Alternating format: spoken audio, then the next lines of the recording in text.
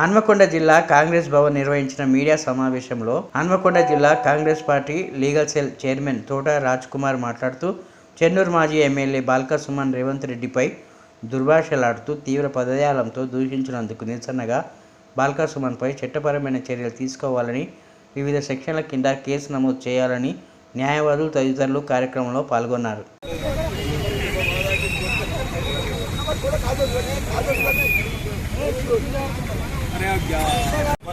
సుమన్, ఎందుకంటే జాగ్రత్తగా ఉండు, 2 రోజుల్లో పెట్టుకో.